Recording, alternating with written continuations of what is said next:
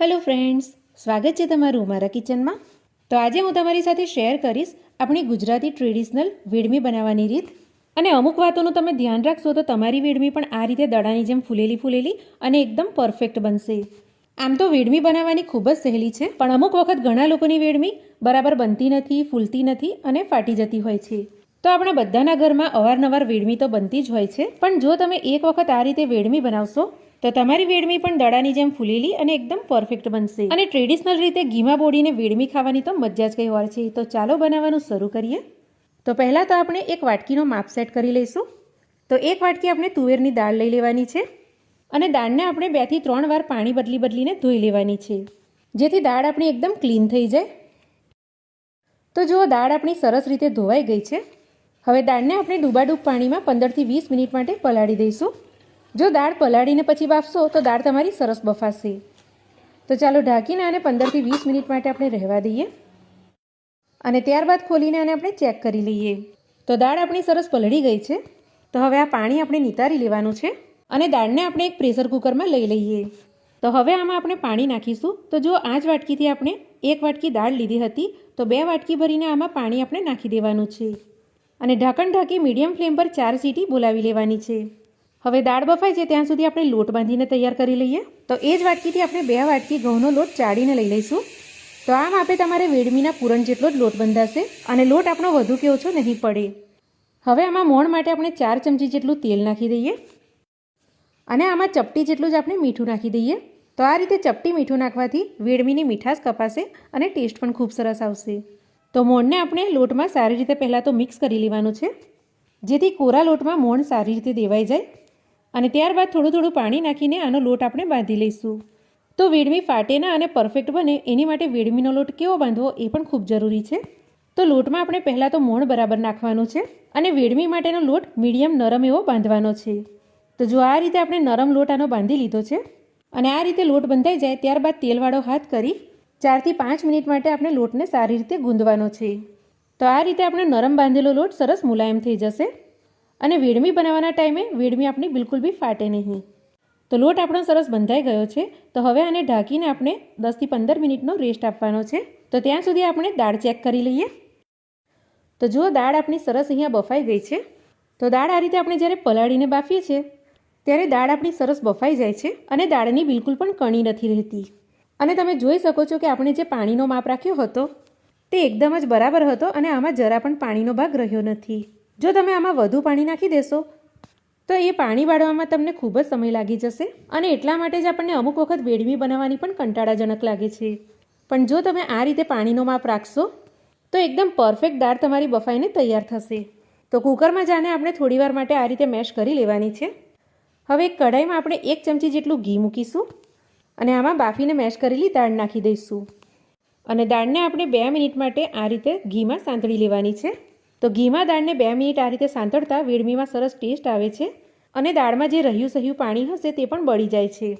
તો જો દાળ આપણે સરસ હલાવતા મેશ પણ કરી લીધી છે અને સરસ સ્મૂધ આપણી દાળ થઈ ગઈ છે। તો 2 મિનિટ આપણી દાળ સંતળાય ત્યારબાદ આમાં આપણે ગોળ નાખવાનો છે। તો જુઓ, હવે ગોળનું માપ શું રાખવું તે પણ જોઈ લો। તો જો આ જ વાટકીથી આપણે તુવેરની દાળ લીધી હતી, તો એ જ વાટકી 1 વાટકી ભરીને આપણે ગોળ લઈ લેવાનો છે। તો તમારી પાસે જે પણ ગોળ હોય, સફેદ ગોળ કે દેશી ગોળ, તે તમે આમાં નાખી શકો છો। હવે એ જ વાટકીના માપે અડધી વાટકી ભરીને આમાં આપણે ખાંડ નાખીશું। તો આ રીતે થોડી ખાંડ નાખવાથી વેડમી આપણી ખૂબ જ સરસ લાગે છે અને પૂરણ પણ આપણું સરસ બનીને તૈયાર થાય છે। પણ જો તમારે ખાંડ ના નાખવી હોય તો તમે આને સ્કીપ પણ કરી શકો છો। તો ખાંડ ના નાખીએ તો તમે 1.5 વાટકી ગોળ આમાં ભરીને નાખી શકો છો।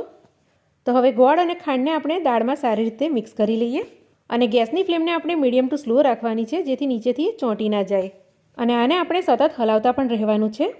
તો જુઓ, દાળ તો આપણી કોરી થઈ ગઈ હતી, પણ હવે આમાં ગોળ અને ખાંડનું પાણી છૂટશે। તો સતત આને આ રીતે હલાવતા ખાંડ અને ગોળનું પાણી બળી જાય ત્યાં સુધી આને આપણે શેકી લેવાનું છે। તો જો સરસ આ રીતે આ ખદખદશે તો છાંટા આમાંથી ના ઉડે એ વાતનું આપણે ધ્યાન રાખવાનું છે અને હલાવતા મિશ્રણ આપણું કોરું થઈ જાય ત્યાં સુધી આને ચલાવી લેવાનું છે। તો 4 થી 5 મિનિટ આને મેં સતત હલાવતા રહી છું અને તમે જોઈ શકો છો કે આપણું પૂરણ સરસ કોરું થઈ ગયું છે। તો છેલ્લે હવે આમાં આપણે અડધી ચમચી ઇલાયચી અને જાયફળનો પાવડર નાખીશું, 1 ચમચી ઘી નાખી દઈશું અને આને સારી રીતે આપણે મિક્સ કરી લઈશું। તો જુઓ, પાણી આમાં આપણે એકદમ બરાબર માપી લીધું હતું। તો આપણું પૂરણ અહીંયા 7 થી 8 મિનિટમાં જ બનીને તૈયાર થઈ ગયું છે.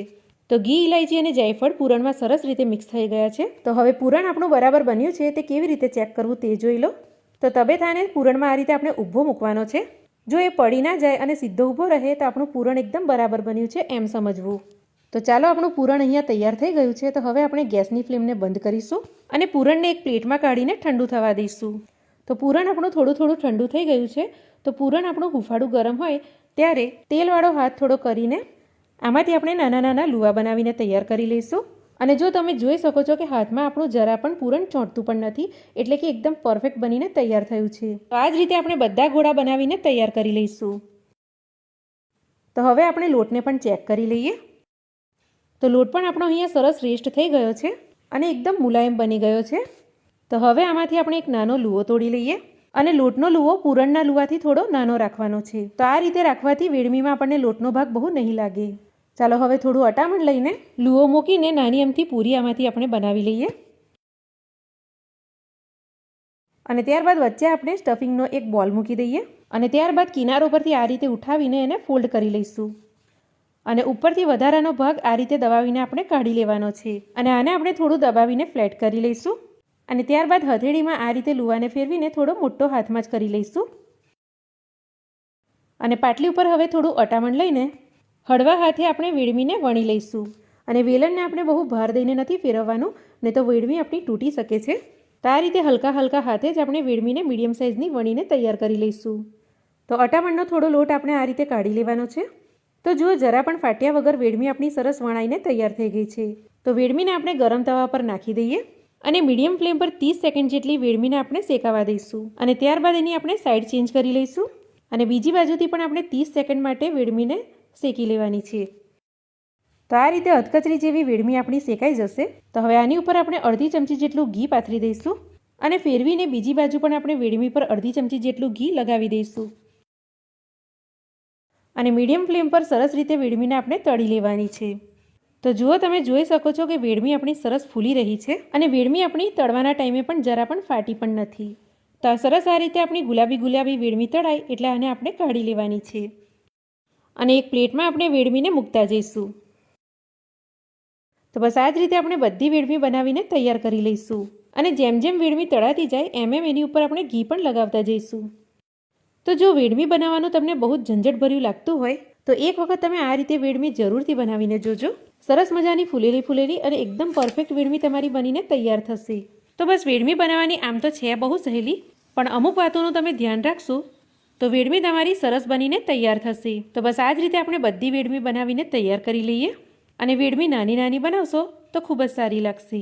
તો જો અચાનકથી મહેમાન આવવાના હોય અથવા તો કંઈક મીઠું ખાવાનું મન થતું હોય તો આ રીતે કલાકોની મહેનત કર્યા વગર એક વખત તમે વેડમી જરૂરથી બનાવજો. કારણ કે આ રીતે ઘણા જ ઓછા સમયમાં વેડમી બનીને તૈયાર થઈ જશે અને પૂરણ પણ બધી બાજુ એક સરખી રીતે ફેલાશે. અને આ ગરમા ગરમ વેડમીને દેશી ઘીમાં બોળીને તો ખાવાની મજા જ કંઈ ઓર છે. તો આજની મારી ટ્રેડિશનલ રીતે બનતી વેડમીની રેસીપી જો તમને ગમી હોય, સારી લાગી હોય તો રેસીપીને એક લાઈક જરૂરથી કરી દેજો.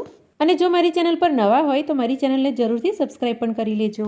કારણ કે આવી જ નવી રેસીપીના વિડીયો તમને મારી ચેનલ પર મળતા રહેશે. તો ચાલો મળીશું એક નવી રેસીપીની સાથે. ત્યાં સુધી આવજો.